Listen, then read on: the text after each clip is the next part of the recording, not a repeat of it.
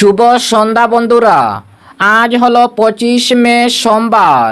আজকের সন্ধ্যার বরাক উপত্যকার শ্রীভূমি, করিমগঞ্জ, শিলচর, হাইলাকান্দি সহ আসামের বিশেষ বিশেষ খবরগুলি হলো 4 দিন ব্যাপী অসমে বিধানসভা অধিবেশনে আজ উত্থাপন করা হলো ইউসিসি বিল। বহু বিবাহ 3 তালাক এই বিলে থাকায় কংগ্রেস ইউসিসি বিলের বিরোধিতা করেছে। মন্ত্রী অতুল বরা আজ অধিবেশনে বিলটি উত্থাপন করেন। বিস্তারিত থাকবে প্রতিবেদনে। ফের শিলচর কাছাড়ে আটকে 60টি গরু, থানায় এজাহার দাখিল। এলাকা জুড়ে ব্যাপক চাঞ্চল্য। ঈদ উল আজহা উপলক্ষে সরকারি ছুটি ঘোষণা। আগামী 28 মে ভারত সহ সমগ্র অসম রাজ্যে পালিত হবে ঈদ উল আজহা। এ উপলক্ষে 28 মে রাজ্য সরকারের ছুটি ঘোষণা। আবারও পুলিশের বড় সাফল্য। 25 লক্ষ টাকার নেশা সামগ্রী সহ পাতারকান্দিতে আটকে 2 পাচারকারী। আজ থেকে হজের মূল পর্ব শুরু। মিনায় যাত্রার মধ্য দিয়ে শুরু হলো হজের মূল পর্ব। ঈদের প্রাক্কালে মহাসড়কে ট্রাক উল্টে নিহত 25, আহত 6 এবং প্রধানমন্ত্রী নরেন্দ্র মোদীর কনভয়ে যাওয়ার মাত্র 8 ঘন্টা আগে বিস্ফোরক উদ্ধার, সাসপেন্ড 6 পুলিশ কর্মী। তাহলে বিস্তারিত খবরে যাওয়ার আগে অবশ্যই ভিডিওটিতে একটি লাইক দিয়ে চ্যানেলটি সাবস্ক্রাইব করে পাশের বেল আইকনটি বাজিয়ে রাখবেন এবং ফেসবুক পেজে দেখে থাকলে পেজটি ফলো করে ভিডিওটি শেয়ার করবেন যাতে সঠিক খবরগুলি সবার কাছে পৌঁছাতে পারি। এবার শুনুন আজকের খবরের বিস্তারিত। প্রথম খবর, 4 দিন ব্যাপী অসমে বিধানসভা অধিবেশনে আজ উত্থাপন করা হলো ইউসিসি বিল। বহু বিবাহ 3 তালাক এই বিলে থাকায় কংগ্রেস ইউসিসি বিলের বিরোধিতা করেছে। মন্ত্রী অতুল বরা আজ অধিবেশনে বিলটি উত্থাপন করেন। অসম বিধানসভায় উত্থাপিত হলো ইউসিসি বিল। মুখ্যমন্ত্রীর পক্ষ থেকে মন্ত্রী অতুল বরা বিধানসভায় এই বিলটি উত্থাপন করেন। হিমন্ত বিশ্ব শর্মার দ্বিতীয় কার্যকালের প্রথম মন্ত্রিসভা বৈঠকে ইউসিসির খসড়ায় অনুমোদন দেওয়া হয়েছিল। প্রথম মন্ত্রিসভা বৈঠকের পর মুখ্যমন্ত্রী হিমন্ত বিশ্ব শর্মা জানিয়েছিলেন, জনজাতীয় জনগোষ্ঠীকে ইউসিসি বিলের আওতার বাইরে রাখা হবে। ধর্মীয় পরম্পরাকেও ইউসিসির বাইরে রাখা হবে।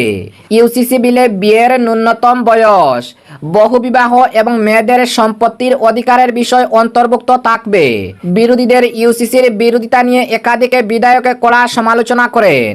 বিধায়ক কমলাক্ষ দে পুরকায়স্থ বলেন, কংগ্রেস কখনো সংবিধান মানে, কখনো মানে না। কংগ্রেসের সংবিধানকে সম্মান করা উচিত। ইউসিসি কার্যকর হলে ঐক্যবোধে গড়ে উঠবে। ইউসিসি আনা মুখ্যমন্ত্রীর যুগান্তকারী সিদ্ধান্ত।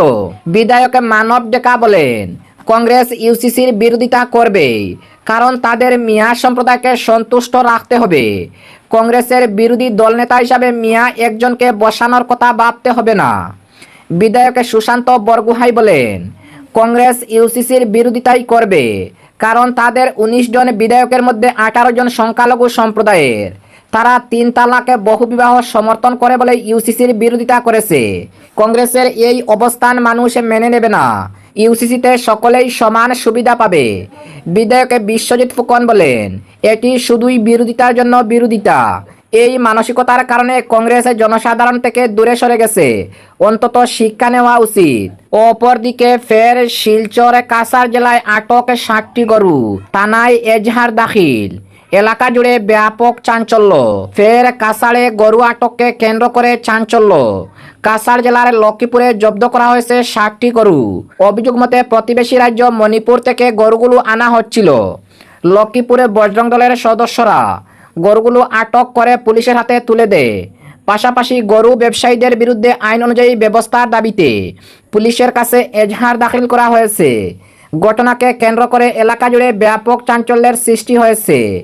অবৈধ গরু পাচারের বিরুদ্ধে কঠোর পদক্ষেপ নেওয়ার দাবি তুলেছেন বজরং দলের সদস্যরা। অপরদিকে ঈদ উল আজহা উপলক্ষে সরকারি ছুটি ঘোষণা। আগামী 28 মে ভারত সহ সমগ্র অসম রাজ্যে পালিত হবে ঈদ উল আজহা। এ উপলক্ষে 28 মে রাজ্য সরকারের ছুটি ঘোষণা। অপরদিকে আবারও পুলিশের বড় সাফল্য। 25 লক্ষ টাকার নেশা সামগ্রী সহ পাতারকান্দিতে আটক 2 পাচারকারী। মাদক বিরোধী অভিযানে ফের বড় সাফল্য পেল পাতারকান্দি থানার পুলিশ। গোপন সূত্রে পাওয়া তথ্যের ভিত্তিতে অভিযান চালিয়ে প্রায় 25 লক্ষ টাকা মূল্যের 6,000 পিস নিষিদ্ধ ইয়াবা ট্যাবলেট উদ্ধার করা হয়। একই সঙ্গে গ্রেফতার করা হয়েছে 2 যুবককে। গতকাল রবিবার সন্ধ্যায় পাতারকান্দি থানাধীন আসিমগঞ্জ এলাকায় এই অভিযান চালানো হয়। পুলিশ সূত্রে জানা গেছে, ওসি মানসজ্যোতি বড়োর নেতৃত্বে একটি বিশেষ দল এলাকায় নাকা তল্লাশি চালাচ্ছিলেন। সেই সময় AS10 HN9618 নম্বরের একটি সন্দেহভাজন স্কুটি দ্রুতগতিতে এলাকা অতিক্রম করার চেষ্টা করলে পুলিশ থামার সংকেত দেয়, কিন্তু চালক পালানোর চেষ্টা করলে পুলিশ তার পিছু ধাওয়া শুরু করে। কয়েক কিলোমিটার ধাওয়ার পর পাতারকান্দির বাইপাস সড়কে স্কুটিটি আটক করা হয়। তল্লাশি চালিয়ে স্কুটির ভেতর থেকে উদ্ধার করা হয় 6,000 নেশাজাতীয় ইয়াবা ট্যাবলেট। ঘটনাস্থল থেকে শামীম উদ্দিন ও বদরুল হোসেন নামে 2 যুবককে গ্রেফতার করা হয়। পুলিশ জানিয়েছে, ধৃতদের বিরুদ্ধে NDPS আইনে মামলা রুজু করা হয়েছে। প্রাথমিক তদন্তের অনুমান, তারা দীর্ঘদিন ধরে মাদক পাচার সঙ্গে জড়িত। এই চক্রের সঙ্গে আর কারা যুক্ত রয়েছে তাও খতিয়ে দেখছে পুলিশ। অপরদিকে আজ থেকে হজের মূল পর্ব শুরু। মিনায় যাত্রার মধ্য দিয়ে শুরু হলো হজের মূল পর্ব। পবিত্র হজ পালনকে কেন্দ্র করে এখনও ধর্মীয় আবেগ, আধ্যাত্মিকতায় ও ব্যস্ততায় পরিপূর্ণ হয়ে উঠছে মক্কা নগরী। বিশ্বের বিভিন্ন দেশ থেকে আগত লাখো মুসল্লি আজ সোমবার থেকে আনুষ্ঠানিকভাবে প্রবেশ করেছে হজের মূল কার্যক্রমে। সন্ধ্যার পর থেকেই শুরু হবে মিনার উদ্দেশ্যে হজযাত্রীদের যাত্রা। ইতিমধ্যে যাবতীয় প্রস্তুতি সম্পন্ন করেছে সৌদি আরব সরকার ও সংশ্লিষ্ট কর্তৃপক্ষ। সরকারি তথ্য অনুযায়ী এবছরে বিদেশ থেকে আগত হজযাত্রীর সংখ্যা 15,18,000-এর বেশি। আভ্যন্তরীণ হাজিদের যুক্ত করলে মোট 17 লক্ষ অতিক্রম করেছে। এর মধ্যে ভারত থেকে অংশ নিয়েছেন প্রায় 1,75,000 ধর্মপ্রাণ মুসলমান। হজের আনুষ্ঠানিক কার্যক্রমকে কেন্দ্র করে মিনায় অবস্থানের জন্য প্রতিটি দেশের হাজিদের আলাদা তাঁবু নির্ধারণ করা হয়েছে। ভারতীয় হাজিদের জন্য 1 থেকে 34 নম্বর পর্যন্ত তাঁবু বরাদ্দ করা হয়েছে। ইতিমধ্যে হাজিদের হাতে কার্ড পৌঁছে গেছে। এর পাশাপাশি ভারতীয় হজ মিশন ও স্টেট হজ ইন্সপেক্টরদের মিনায় যাত্রার নির্দিষ্ট সময়ও জানিয়ে দেওয়া হয়েছে। পরিবহন ব্যবস্থাপনাও নেওয়া হয়েছে বিশেষ উদ্যোগ। 1 থেকে 17 নম্বর তাঁবুর হজযাত্রীদের যাতায়াতের জন্য রাখা হয়েছে মেট্রো ট্রেন সুবিধাও। আর 18 থেকে 34 নম্বর মক্তবের হাজিদের জন্য প্রস্তুত রাখা হয়েছে বিশেষ বাস সার্ভিস। 8 জিলহজ মিনায় অবস্থানের মধ্য দিয়ে শুরু হবে হজের মূল গুরুত্বপূর্ণ আনুষ্ঠানিকতা। 9 জিলহজ সকালে হাজিরা রওনা হবেন আরফার ময়দানের দিকে। আরফাতে অবস্থান হজের অন্যতম প্রধান ফরজ হিসাবে বিবেচিত। সারাদিন সেখানে লাখো মুসল্লি মহান আল্লাহর দরবারে ক্রমা প্রার্থনা, তওবা ও মুনাজাতে নিমগ্ন থাকবেন। চারিদিকে মুখরিত হবে লাব্বাইক আল্লাহুম্মা লাব্বাইক। সূর্যাস্তের পর হাজিরা রওনা হবেন মুজদলিফার উদ্দেশ্যে।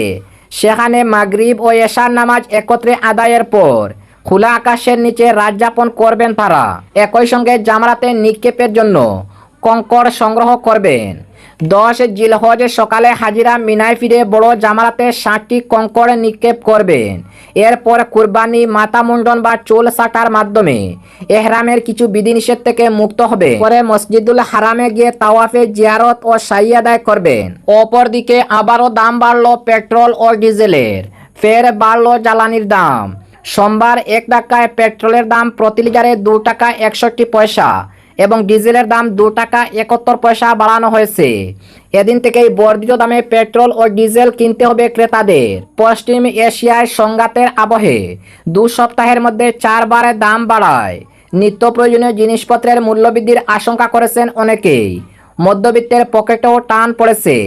উল্লেখ্য, এর আগে শনিবার 23 মে পেট্রোল 87 পয়সা এবং ডিজেল 97 পয়সা দাম বাড়ানো হয়েছিল।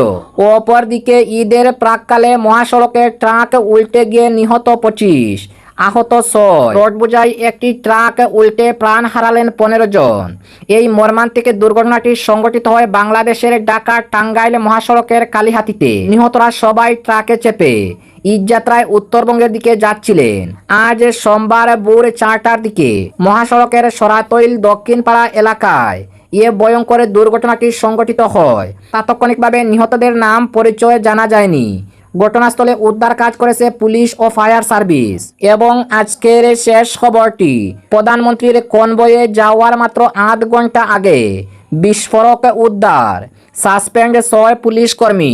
প্রধানমন্ত্রী নরেন্দ্র মোদীর নিরাপত্তা বলয়ে বড়সড় ফাঁকফোকরের অভিযোগে তীব্র চাঞ্চল্য ছড়িয়েছে বেঙ্গালুরুতে।